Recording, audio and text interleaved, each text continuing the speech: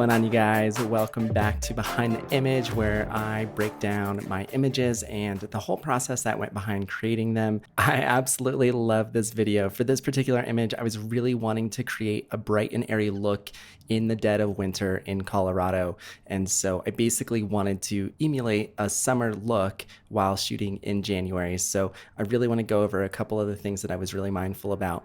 Now, before we actually talk about being able to shoot this look, what I want to really dive into is what makes a location look like it's winter. And I've identified a couple of different things, and this has been very, very useful for being able to set up these shoots in the middle of winter while still creating these really nice, warm, and engaging looks year-round in Colorado.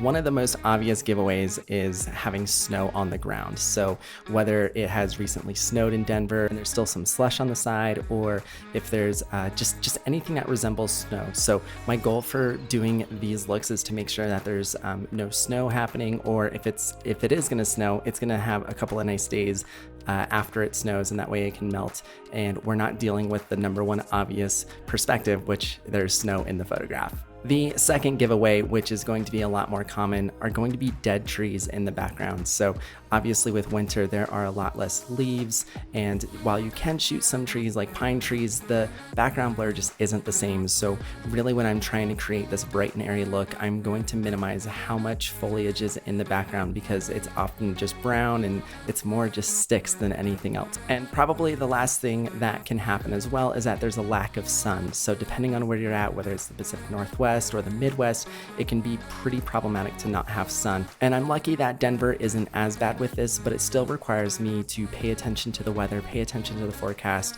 and make sure that my subject is going to be really flexible with the scheduling. And so that way, when we do get a really nice 40 or 45 degree sunny day, that we can take the opportunity to go out and do our photo shoot. All right, so now that we have a much better idea of what really constitutes an image looking like it was photographed in winter, what I want to do is go ahead and share the mood board that I created with the intention of having this really warm shoot and almost an editorial style image that I was able to create in January.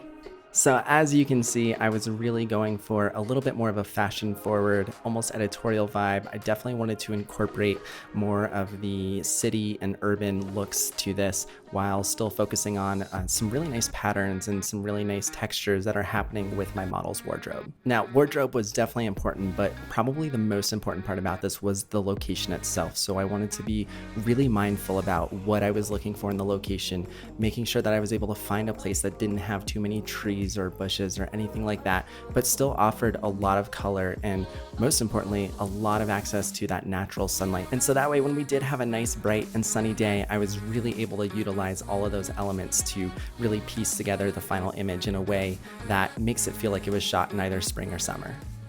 So lately, one of my favorite ways of location scouting is to actually use a combination with Apple Maps, Google Maps, and Instagram. So it's been a blast really getting to take advantage of the 3D functions that Apple Maps has to take a look at the city and the location that I want to shoot in, and find some new cool spots that I normally wouldn't. So I have always loved this area around Denver. It's based off of the Cherry Creek Trail, and there's just a ton of really cool bridges there. And so that was one of the first things that stuck out to me, to really minimize the amount of foliage that was in the background and really harness some architectural design in the background of the image. Being able to look at this from kind of that bird's eye view and see how many of these bridges exist and which one would be the best, and also being considerate of everything else. So how many people, how much foot traffic does it have? Is there easy parking? You know, all of these other things that go into location scouting. Being able to find this location was amazing, and hopping on to Google Maps as well, just to get a little bit of a closer perspective in the dead of winter, having the sunlight be behind us and really flooding that space with natural light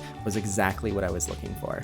Now, because I was really trying to create a very specific look with this, I wanted to make sure that my subject was going to be as flexible as possible with their scheduling. So I didn't want to have to deal with reschedules or dealing with hair or makeup. So I really wanted to find somebody who is really proficient at both of those.